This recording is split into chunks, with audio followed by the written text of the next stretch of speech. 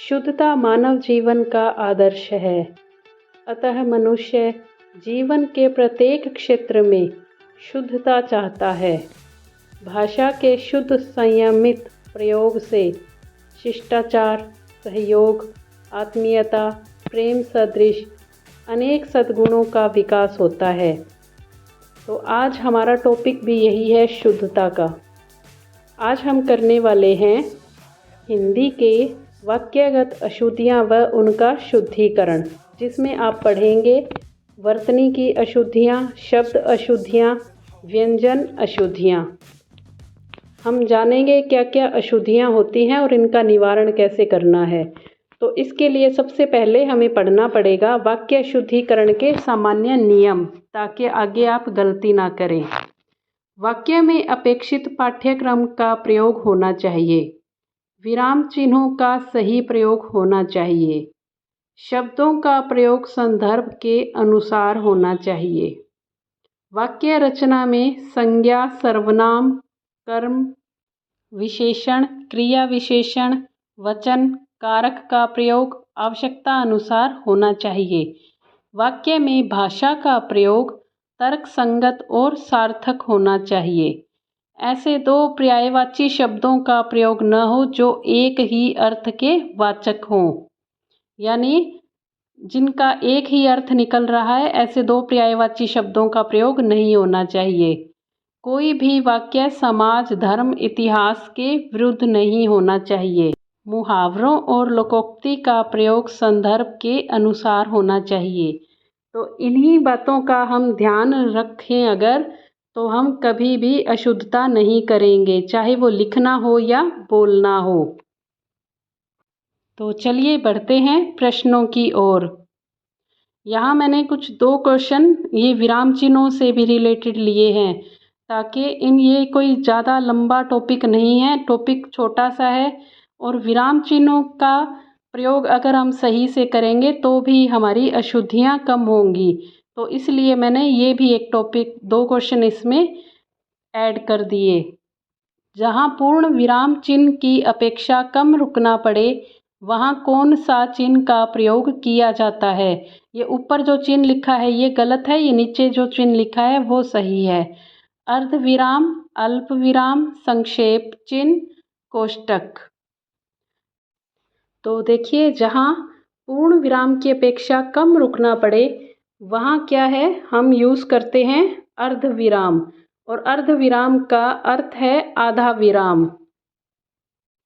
अब आप सब सोच रहे होंगे कि मैम इतना इजी क्वेश्चन, ये कोई पूछने वाली बात है, ये तो सबको ही पता है। मैं जानती हूँ कि सबको पता होगा, आप सबको इजी भी लग रहा होगा ये क्वेश्चन। बट ये क्वेश्चन लाने के पीछे मेरा मकसद था कि मैं आपको सारे विराम चिन्हों से अवगत करा सकूं। अब चलिए मैं आपको बताती हूँ अर्ध विराम, अल्प विराम, संक्षेप चिन्ह और कोष्ठक के बारे में। तो जैसा आपको मैंने बताया, अर्ध का अर्थ होता है आधा, अर्ध विराम यानी आधा विराम। जहाँ पूर्ण विराम की तुलना में कम रुकना पड़े वहाँ अर्ध विराम का प्रयोग होता है। और कहाँ कहाँ यूज़ करते हैं अर्ध विराम को हम, जहाँ संयुक्त वाक्यों के मुख्य उपवाक्यों में परस्पर संबंध नहीं होता, तो वहाँ अर्ध विराम के द्वारा उन्हें अलग दिखाया जाता है। जैसे उसने अपने माल को बचाने के लिए अनेक उपाय किए, परंतु वे सब निष्फल हुए। तो देखिए, आपने देखा अभी कि ये बीच में किए के बाद में और परंतु से पहले हमने अर्धविराम का प्रयोग किया। और कहाँ करते हैं, मिश्र वाक्यों में प्रधान वाक्यों के साथ उनको अलग दिखाने के लिए। जैसे जब मेरे पास रुपए होंगे तब मैं उनकी सहायता करूँगा। तो देखिए, होंगे और तब को अलग किससे किया गया, अर्धविराम से। अनेक उपाधियों को, जैसे डिग्रीज को अलग अलग दिखाने के लिए भी इसका प्रयोग करते हैं। जैसे doctor Ashok Jaiswal, MA, PhD, D.Litt। तो यहाँ भी देखिए, इनको डिग्रीज जैसे हमने लिखी है MA, PhD, तो इनको अलग अलग करने के लिए बीच में हमने प्रयोग किया अर्धविराम का। और अर्धविराम को इंग्लिश में बोलते हैं साइन ऑफ सेमीकोलन। और इसको इस तरह से रिप्रेजेंट किया जाता है। अल्प विराम यानी साइन ऑफ कोमा। तो इसके बारे में बताती हूँ। अल्प विराम का अर्थ है न्यून ठहराव, यानी बहुत कम ठहराव जहाँ पे हो।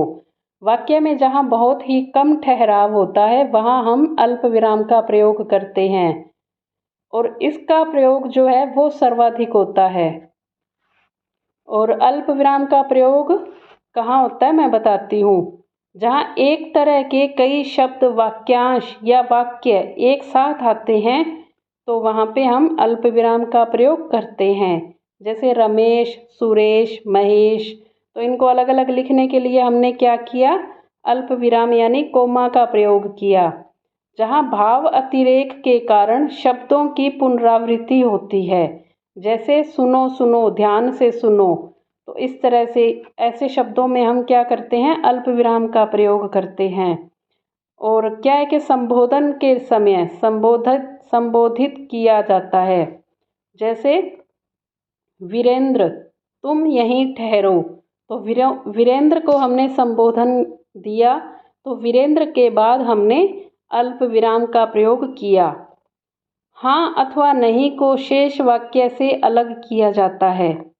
जैसे हाँ मैं कविता करूँगा, हाँ मैं आऊँगा, तो यहाँ पे हमने क्या किया, इसे अल्प विराम से अलग किया।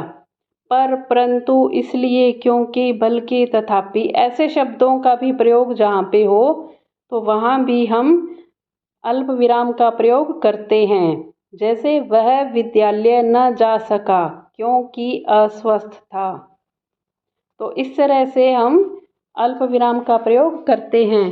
तो उम्मीद करती हूँ आपको अल्प विराम तक आपको अच्छे से समझ आया। अब आगे बात करते हैं संक्षेप सूचक यानी साइन ऑफ ओब्रेविएशन, और इसको इस तरह से रिप्रेजेंट किया जाता है।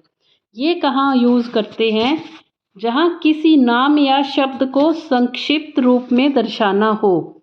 जैसे डॉक्टर के लिए हम ऐसे डॉक्टर लिखते हैं, प्रोफेसर या प्रोप्राइटर के लिए हम ऐसे प्रो लिख के और इस तरह से लिखते हैं।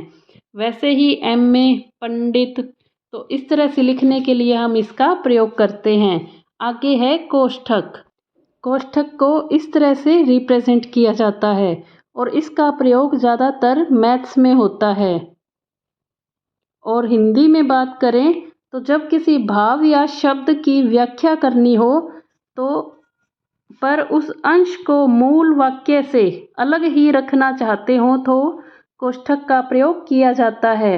जैसे मैं उन दिनों सेठ जयदयाल हाई स्कूल अब इंटर कॉलेज में हिंदी अध्यापक था।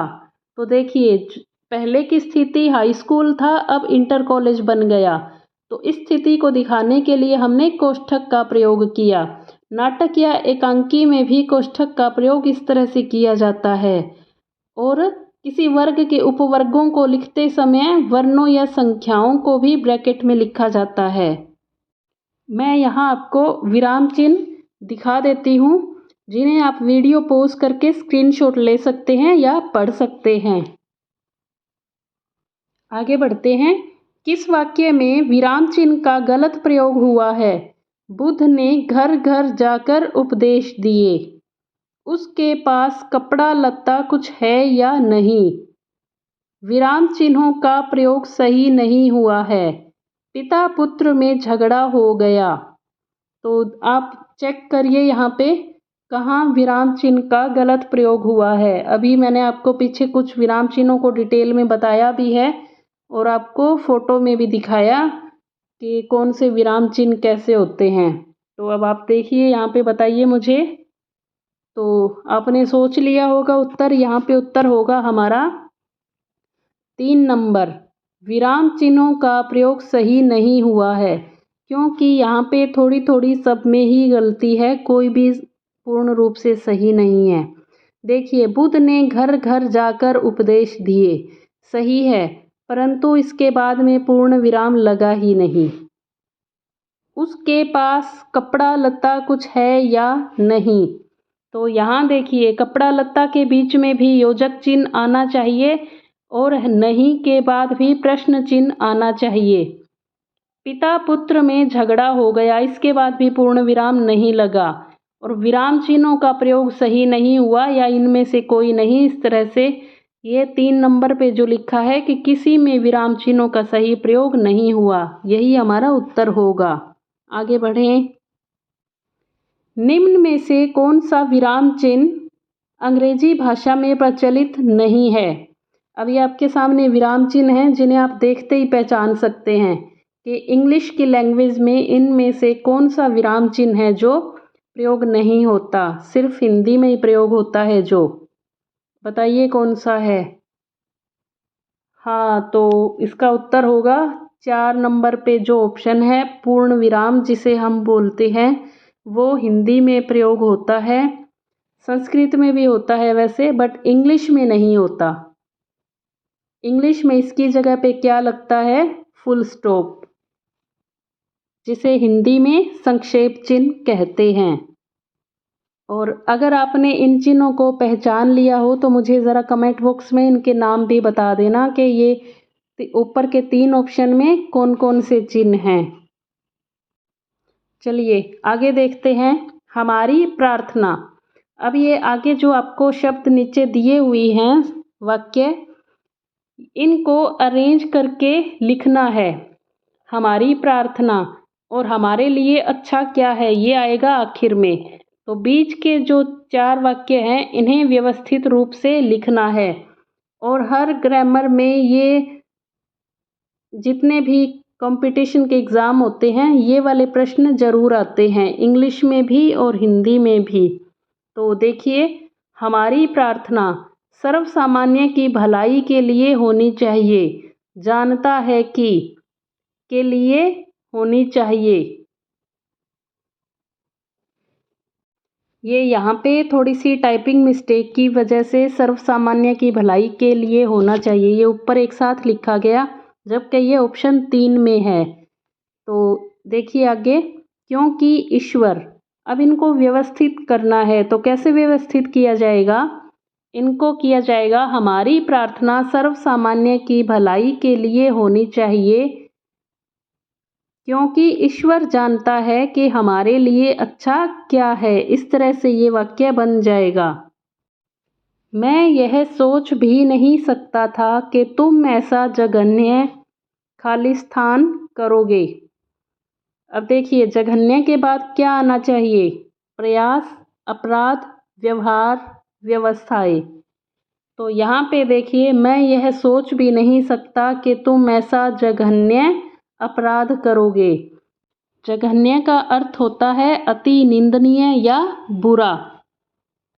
तो उम्मीद करती हूँ पीछे जो मैंने आपको क्वेश्चन कराए और जो मैंने समझाया वो समझ आ गया होगा। तो अब आगे जो है वो उसके अनुसार ही आगे वाले सारे क्वेश्चन हैं। तो चलिए देखते हैं। शुद्ध वाक्य का चयन करें।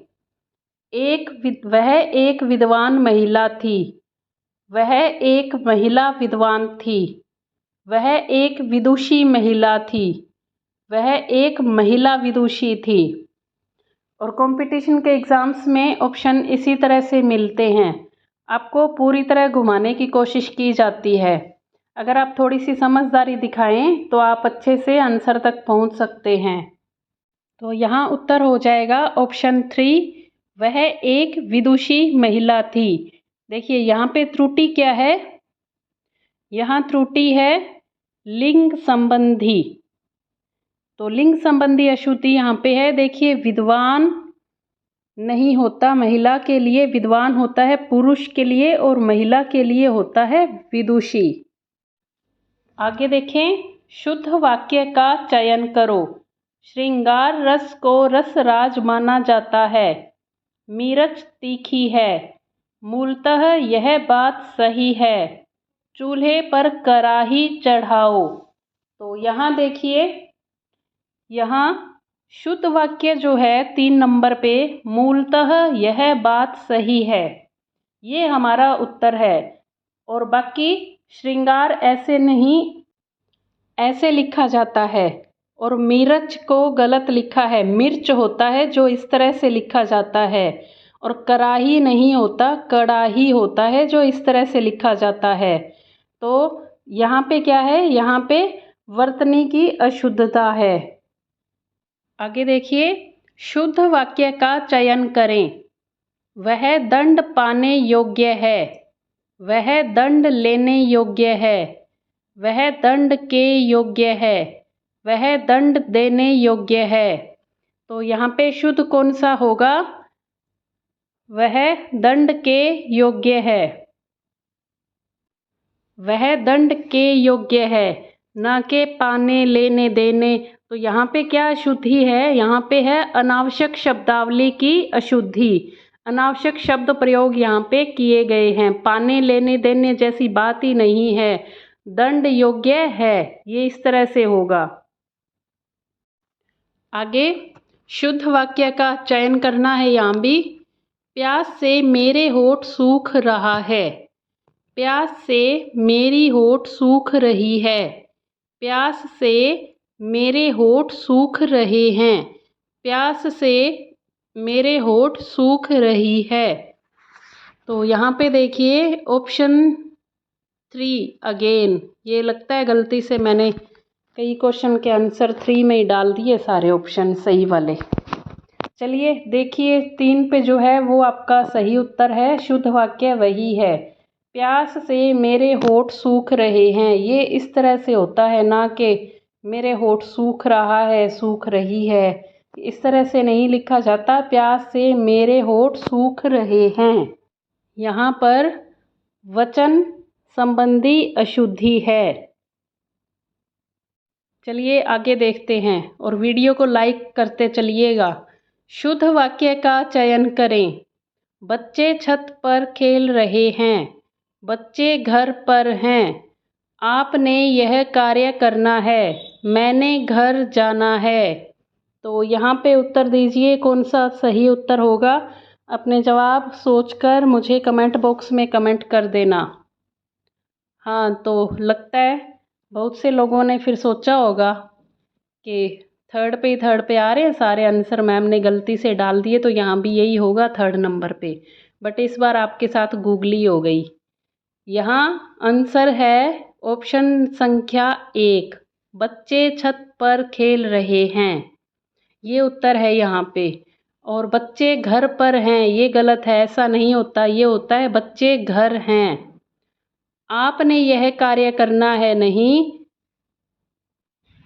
आपको यह कार्य करना है। मैंने घर जाना है, नहीं मुझे घर जाना है, ये शुद्ध लाइन होगी। तो चलिए उम्मीद करती हूँ आपको ये सारे समझ आ गए होंगे, शुद्धि अशुद्धि। और अब आपके लिए एक काम है, ये स्व मूल्यांकन प्रश्न है आपके लिए, आपका होमवर्क, जिसका जवाब आप मुझे कमेंट बॉक्स में कमेंट करेंगे।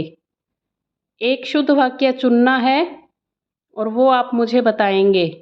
मेरे को मत पूछो, मेरे से मत पूछो, मुझे मत पूछो, मुझसे मत पूछो। तो देखिए कहीं यहाँ भी आपके साथ गूगली ना हो जाए, सोच समझकर पीछे वाले क्वेश्चनों से समझ के और फिर उत्तर देना है आपको। ठीक, जवाब देना है आप सबको कमेंट बॉक्स में, मुझे भी तो पता चले मेरे स्टूडेंट्स कितना पढ़ते हैं और कितना उनको समझ में आता है पढ़ाया हुआ। तो ठीक है, इसीलिए आप कमेंट बॉक्स में इसका जवाब मुझे देंगे। देखती हूँ कितने स्टूडेंट्स मुझे जवाब देते हैं। तो चलिए मिलते हैं नए टॉपिक के साथ, तब तक पढ़ते रहें, बढ़ते रहें और हिंदी ऑनलाइन अधिगम के साथ जुड़े रहें। और आपके अपने हिंदी ऑनलाइन अधिगम को शेयर और सब्सक्राइब करना बिल्कुल भी ना भूलें। धन्यवाद।